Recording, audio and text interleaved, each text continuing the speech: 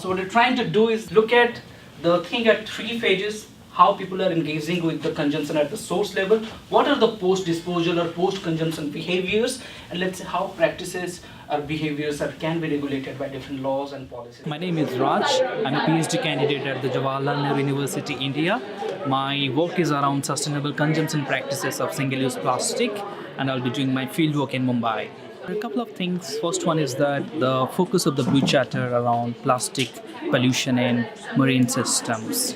And the second one is the grant exposed to the network of researchers around plastic pollution in ocean. So a lot of expertise is already embedded within this network. So that is what I wanted to achieve. And the third one is the continuous work around sustainable development goals. So these are the three most important things which really inspired me to apply for the Blue Charter. When I go back to India, I would use some of these tools to carry out fieldwork back in Mumbai, and I would use this expertise and the network to further develop research collaborations into different areas of plastic pollution. I looked at the role of intersectionality and the need to frame social justice issues through an intersectional lens. And I'm looking at how it has spread here.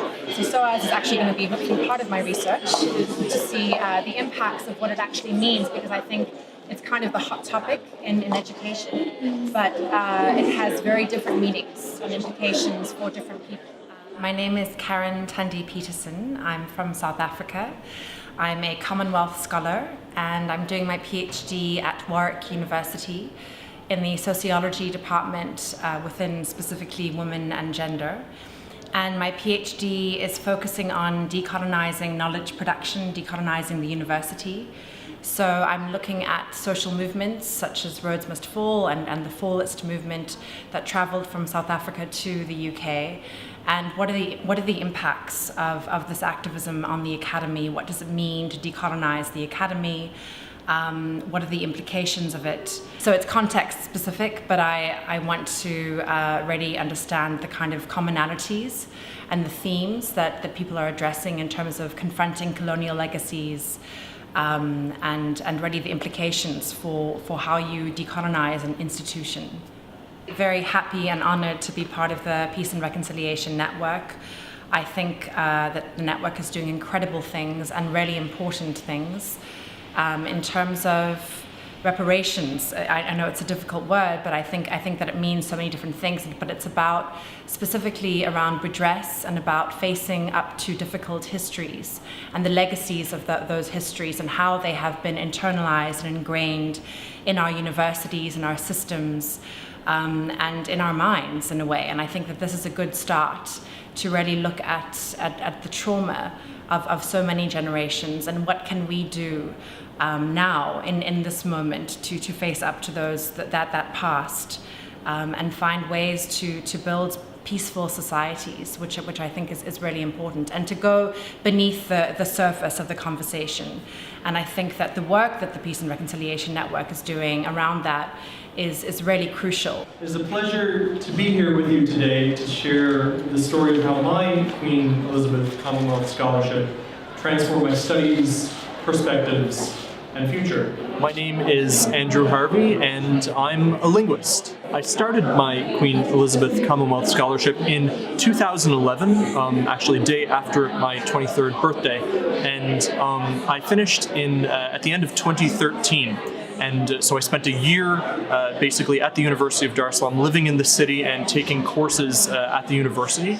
The Queen Elizabeth Commonwealth Scholarship sort of stood out in that it was probably a unique opportunity to actually take a master's degree in the country of my interest, Tanzania. I mean, there aren't very many opportunities that are available for a student from a country like Canada to actually go and enroll in a Tanzanian university and to be supported in doing that. My current postdoctoral studies are still focused on the languages, histories, and cultures of Tanzania.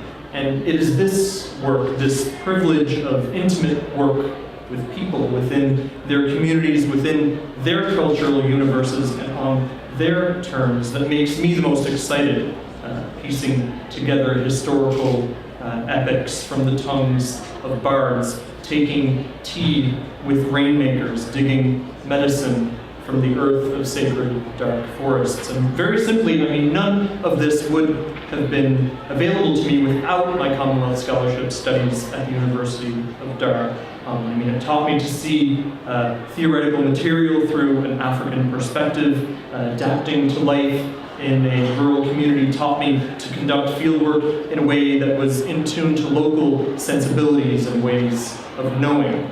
And it was during my first years in Tanzania that I really learned how to be an adult, building friendships, taking part in new communities, and getting work done in a country that's very different from the one in which I grew up. And I mean, today those friendships and that knowledge, you know, it's changed and broadened my understanding and my engagement with the world. And though I guess my story in many ways is particular, I'm certain that the challenges faced and the rewards earned and the skills developed are very familiar to my Commonwealth, my fellow Commonwealth scholarships here in the room today, and the 35,000 alumni across the world who've benefited over the last 60 years. And ultimately, it is in these commonalities that the real value of the Commonwealth scholarships lie. In stories like mine of new and deep connections forged between nations and their people.